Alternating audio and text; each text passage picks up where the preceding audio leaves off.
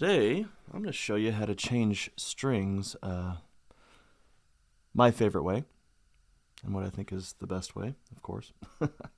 So this is my Stratocaster, 59 reissue, and these strings have been on here for, gosh, the week before Thanksgiving. So, gravy and turkey grease and all that stuff, and I was practicing the vast majority of my final jury stuff on this instrument. So a lot of time spent on these strings. I started noticing that the intonation is going. You can see divots underneath the strings where they're been grinding into the frets, and they just need to be changed. So let's go through that together today. My preferred set of strings these days are D'Addario NYXLs, and I have this guitar is set up with 10 to 46 of those. So I'm going to be using that, and then I will also need my clip-on tuner, a plectrum, and this is my little kit for all things string changing and guitar maintenance. Action ruler, a nickel, you can slide that under the 17th fret to get your action up there, but I'm going to need my clippers, and I'm going to need my Tune It. This is the lubricant that I use. And then I need a lubricant applicator, so I use this little guy. And I have a number of these things. They actually come with the Tune It. This is Music Nomad. And a string winder, which I'll have to tighten. And that's about it. So, hopefully I won't spill my coffee over here. That little screw in there needs to be loose, but not too tight, but not too loose. Okay, so I'm going to be starting off with the high E string. Oh, the other thing that I need too is a microfiber cloth. I use 3 of these for detailing, and I use 1 of these for goobers. So goobers meaning like all the little gross stuff that ends up collecting on your instrument. So, and a lot of this will just be me talking, so I'm going to start off with the high E string, and I'm going to unwind it. Now, you do not pull the string through the back of the bridge. And let me make sure that you guys can see everything here. So I'm going to pull the camera a little bit closer and angle it down. Okay, and I'm going to scoot back a little bit for y'all. Okay, so you do not pull that string through the bridge. When I was a teenager, starting to do my own guitar work, I would do that. And what you're doing is you see this end of the string right here? You see all that sharp, twisted string stuff? Yeah, if you're pulling that through the end of your bridge, what you're doing is you're going to be causing little grooves. So I snap off the end of the string. Okay? That way, this part of the string goes through nice and smooth, and you don't tear up your saddle. All right, so now that I have that string out, oh, and by the way, I do not take all 6 strings off at once. The tension of the neck gets all weird, and then you have to wait for the neck to reset. So I keep the same tension on all the time. So I'm putting on a little amount of my Tune It stuff, and I'm going to put it on the saddle, all the contact points of that saddle. And I usually keep an extra tube of this in my guitar junk drawer. It takes actually quite a while to go through one of these. I've actually had this probably for 9 months, and I change strings pretty much every week. So, all right, next is going to be the nut slot itself. There's usually a little excess on here because the high E string is kind of small, so I put that under the butterfly string tree. And then I also put a little bit of the stuff in the hole down here where the string actually comes through and touches the metal. Okay? Now this might seem obsessive to you, but I have to tell you, I have not broken a string since playing a wedding gig with Shelby's Voyage in, it probably would have been 2006, 2007, something like that. Oh my gosh, usually these things open up. Not today. Okay, so I'm just going to rip this open. Usually that opens up. Okay, and so I'm only going to unravel the strings that I'm using first. And so I'm going to be careful that these strings don't touch the carpet. We have cats and dogs and children running around everywhere. And all it takes is a little bacteria on the winding of a string for little smells to start and stuff. So you guys will probably notice the more you watch this channel that I am pretty careful with stuff. Just had a lot of accidents through the years. Okay, so I have the string. I'm very careful not to bend it or anything. I'm going through the back, and I'm careful not to smudge all of that nice lubricant that I put on, making sure it goes through the string slot. Now this is important, the tying up of the string. Now I know, having done this so many different times, that I need to cut off about that much. I don't know if you can see it maybe in the black of that high E string. Okay, and then I put the guitar up against my leg. I hold the string winder on my leg over there. It goes straight down this string hole. Make sure it's all the way down there. I love these vintage Fender tuners for restringing. Then I'm going to push down and make sure that I have a real... See how I put one under and one below? And then I'm going to hold it down as I tighten. And then I'm going to put it under that string tree and into the string slot. I'm going to go back here and make sure all is well in that string slot. I'm going to push the saddle back against the bridge because sometimes they're sticking out, and that's going to it's going to infect your intonation. Affect your intonation. So the thing you have to understand about changing strings is everything is going to affect your intonation and your action and string height and everything like that. And so we have to be very careful. Now if you see this high E string, you'll notice that I have one wrap above and then I have like 3 wraps below. I'm going to go up here with my finger and I'm going to make sure that those wraps are all nice and tight together. Okay, all this affects your tuning stability, and all of this affects how the guitar ultimately plays. Okay? Now, maybe you don't care about this stuff. That's fine. But I do.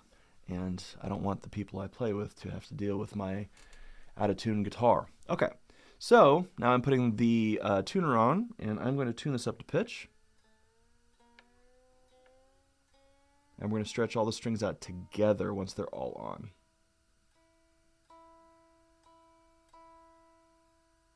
I'm listening for any buzzes on that particular string. When I'm satisfied that I don't hear any buzzes, I put the pick in my mouth, and now we start on the B string. So, as we're going through this process, I'm going to do it faster and faster for each string. I don't mind if it takes me a half hour to change a set of strings if I can feel confident that everything is where it needs to be. So, it's not a big deal to me. Okay, so take that off. Now that I'm on the inner saddles of my Strat, I don't have to worry so much about pushing these together because obviously the outside string is tuned to pitch. Okay, so now I'm going on that B string saddle.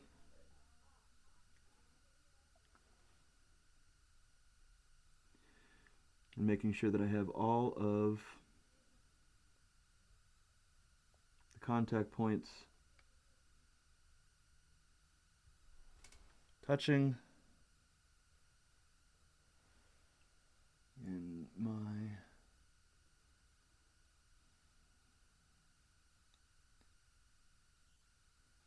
and the excess I can put in the string tree. Let me go back over here. And this tube is almost out, so I have to be careful not to send out too much of this stuff. Okay, so that's all done. Now I'm going to grab that B string. The B string of Diodario's is purple.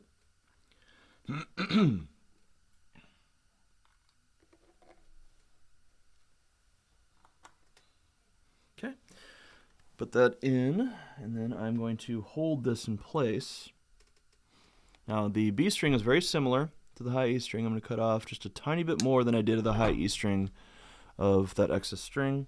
I'm going to make sure it's seated properly in the bridge. Grab my winder. Okay, now if you didn't catch it the first time, I'm going in the hole. Get in there, little guy. Then I'm going to wrap it around once. I'm bending it against the post so that it's tight. You see how it's tight? And now my first finger is holding that string underneath. And now I have one wrap above, right? So now I'm going to tighten this so that I get the rest of the wraps below. One wrap above, one wrap below. And if you can see this, I don't even know if you can see this in the camera, but it's kind of like I'm sandwiching the tail of the string in between the first two wraps. One wrap above, one wrap below. I'm going to make that nice and tight. As soon as I feel like it's at a place where I can put it on the string tree, I will, which is right now. I'm going to put it in the saddle, underneath the string tree. And then I quickly go to the bridge, because every once in a while when you do this, it's going to not be seated in the saddle correctly. I do use Highwood saddles. These have a notch where the string is supposed to go. And this keeps your string spacing nice and accurate. Because if you're messing up your picking, or your picking feels like wild on your right hand, think about your string spacing. Maybe you have the strings in a weird spot, and the strings should all be equidistant to each other so that you can, the E string is where you want it to be, right? Your hand thinks the G string is going to be in a very particular spot, so it should be there. All right. So I am going to tune this string up to pitch.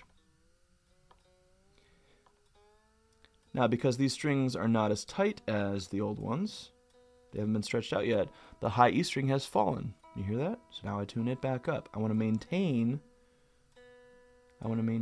even tension on the neck.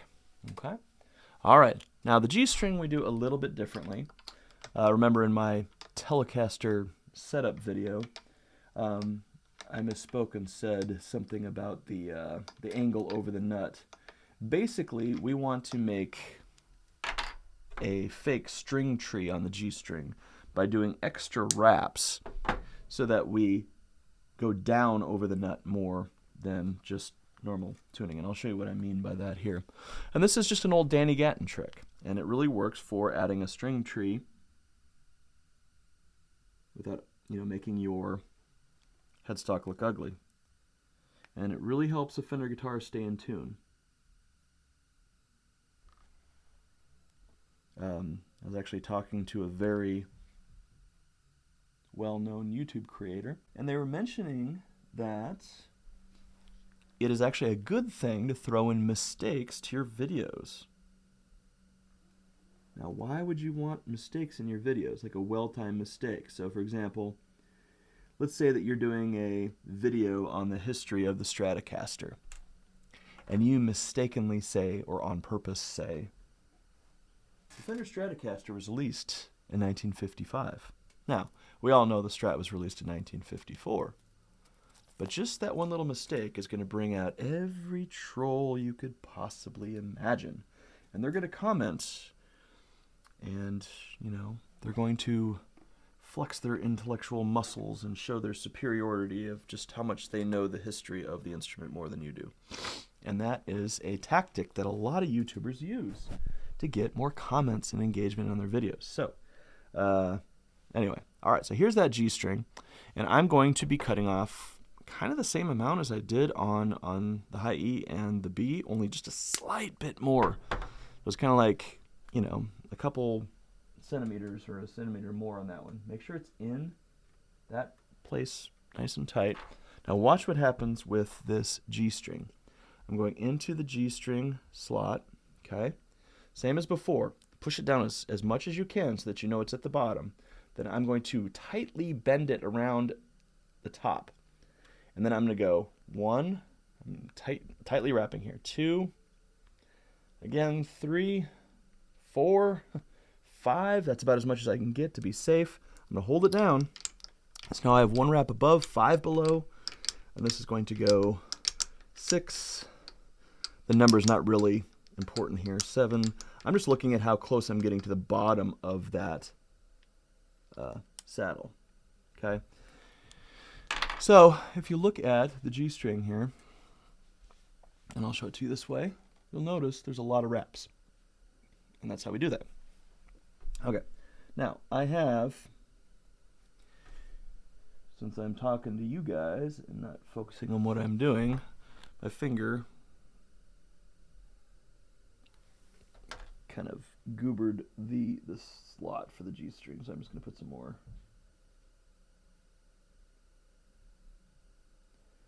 Now don't worry if this part is messy. We're going to go back and clean up all that stuff anyway.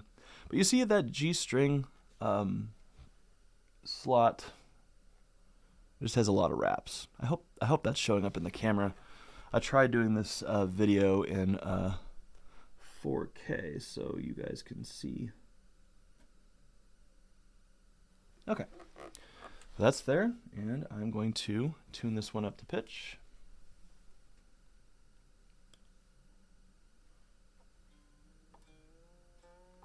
Again, our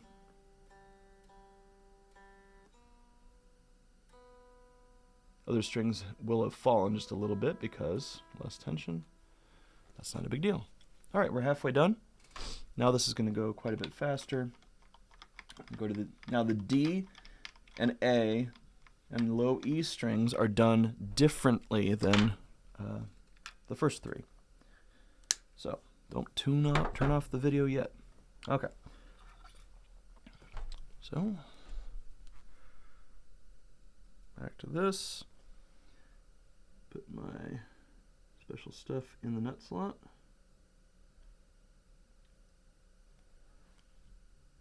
Now you'll notice that I don't just do that hole down there, I do the nut.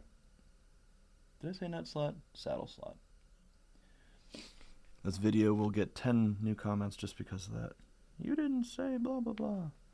You know, most of us don't care. If you're one of those people, it's like, I'm glad you're here, but we don't really care that much. Okay.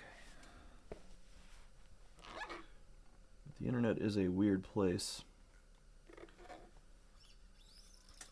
I was watching another video on how we don't trust anyone anymore. It's like immediate distrust whenever you watch somebody on the internet, which, you know, is probably a good safe tactic. But okay, so I'm tightening that up down here. Now notice I'm putting it against the low E tuning peg.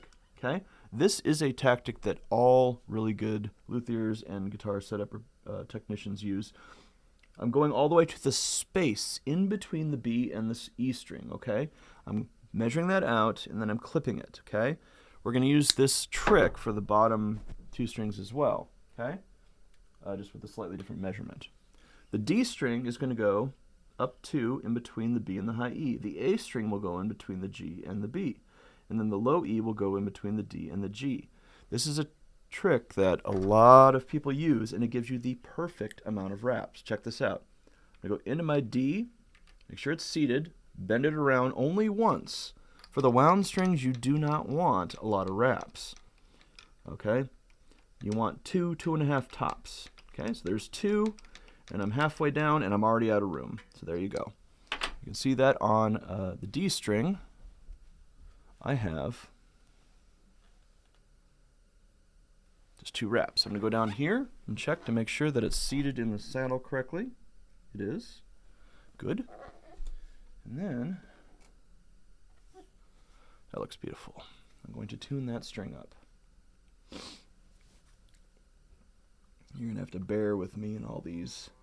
This is not the most polished video that I've ever done, obviously, but it's not about that. Speaking of which, if you are interested in guitar content, you should pop on over to my Patreon, which is in the description below. I've been a professional guitarist for over 25 years, and I'm a music educator. I was a college professor for 4 years. I was the head of the guitar division at Visible Music College. Written a bunch of theory books. One of my favorite gigs I ever had was playing in the house band at Billy Bob's Texas in Dallas-Fort Worth. We got to open up for Willie Nelson twice. We got to open up for REO Speedwagon, Kenny Wayne Shepherd, Dwight Yoakam. Lots of fun stuff. So I am thoroughly blessed that I get to support my wife and 7 children just playing guitar and teaching for a living. Except for this semester, I am finishing up my master's degree in jazz guitar. And I have 1 semester left, and this semester was a doozy. So, for any of you who have graduate degrees in music, all I have to do is say the word Schenkerian analysis, and it strikes fear into the hearts of all students everywhere. Okay, so A string, putting that through, holding it tight, down like this. Then, like I mentioned previously, I'm going in between the G and B this time, making sure I kind of eyeball that, clip that sucker off. I go down here and retighten this, make sure there's no slack, put it in the slot, all the way down, 1 wrap, make sure it's tight, hold down with the first finger, and we wind. There we go. And on my A string, you will see I have 2.5 wraps. Go down to the bridge. Make sure that the bridge is seated properly on the saddle. It is. Tune the string up to pitch. A little benefit of using that Music Nomad stuff, the lubricant, is that it gets all over your pick and everything that you touch, and actually is a really good way to keep your fingers sticking to your plectrum. So much, in fact, that if I'm using a new pick at a gig, I will actually take a little bit of that lubricant stuff and put it on my pick. I think there's graphite in there or something. One weird thing about picks, if you use, like I use these little 358, it's the same size as the Danny Gatton picks, the Steve Lukather pick, the Roy Buchanan pick. Anyway, these little guys, if you have dry hands like I do, Tortex picks kind of slide around. So a lot of guys with dry hands will use celluloid picks because they just stick to your fingers. A lot of people with slippery hands, if you sweat a lot of that type of thing, you want to use a Tortex pick. So, I like the way the Tortex pick sounds, and I like the durability of it, but I need it to stick to my fingers, so this is what we do for that. Okay, last one, the low E string. You need to make sure that it doesn't slide around on you with that saddle. It's very important. And then I'm going up here and putting that in the final slot. And where the contact and metal meets down here, just give it a little bit more. You can tell you're at the bottom of the tube when this stuff kind of shoots out everywhere. That's fine. Okay. Last string, and then I will show you how I clean up everything, and then we'll be done for today. So, appreciate you hanging out with me this morning, and if this has been helpful, please hit that like button and subscribe to the channel. Most of the stuff on this channel is guitar instructional content, not setup tips, but I thought this was important. Okay, so we're going in between the D and the G string, and I'm measuring that out, eyeballing it, and I'm going to clip it. There we go. Now I'm going to make sure that it's seated properly. Grab my string winding tool all the way to the bottom. Make sure it's all the way to the bottom. If that happens, I restart, because even you get one of these strings wrong, it just, you have to open up a new pack, and then you waste that pack. So no, I'm not doing that. First finger down, and I'm going to wind. I'm going to get probably 1.5, close to 2 wraps, and it's already tight. So you can see that string there. Cool. Now, on the low E string, because it's so close to the nut, sometimes I'll loosen this and pull these strings up so it's more even, meaning like the string is not, the winds aren't like this. I can get it more of at an angle that's more representative of the angle that comes off the nut. And then super important, don't forget this, push that saddle in. I've seen some students where like they forget to do that and their saddle's off to the side and then their string is falling off the neck. And they're like, what is wrong? I'm like, well, did you change your strings? Yeah, so? And then you notice that that's happening. So, all right.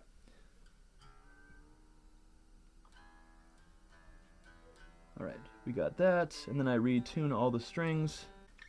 I'm holding down at the first fret so I don't like do anything weird with the nut. And then I'm stretching the strings, not like crazy, but you're just pulling them up just a little bit. Okay, all 6 strings. Then I push this down because you'll notice that things move.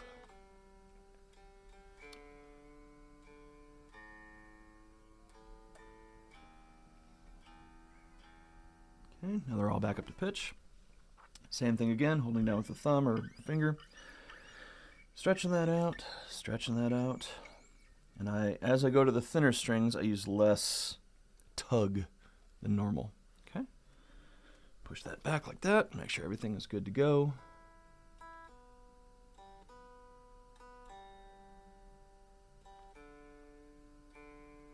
Now you will notice that on a fresh set of strings, because the tension is less, the action will be higher. So after a set of strings is like completely worn out, like after a few gigs. So I set my necks with about 0.08 of an inch of relief, and then I go to the 12th fret, and it just right on that 4/64 line. And these are all good.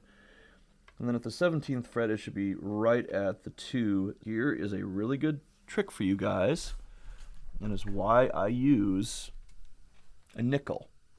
So a nickel is 2, and it should slide right in without touching on your string. Okay. Unlike a lot of manufacturers who they'll send you a guitar where the high E string is like 3/64 all the way up to 5 or 6/64, so it gets higher as the strings.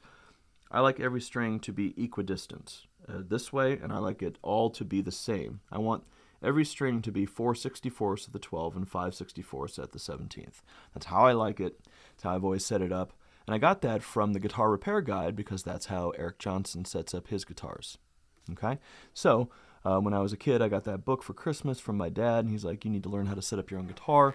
And Eric Johnson's setup tips were in there. And I was like, you know what? I think that that man knows what he's talking about. I've used that ever since, and it's a really good thing. Okay, last thing for today, and this is where I'm going to get my little tool again and my little cloth. And I'm going to go under here, and I don't want any of this goop to impede the vibration of my strings.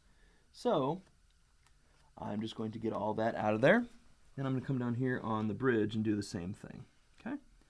Just making sure that all that extra lubricant is not getting into everything or making the string vibrate weird. And then you're ready to play. So thanks for hanging out with me this morning. I hope you have a great day, and we'll talk to you in the next video. Peace.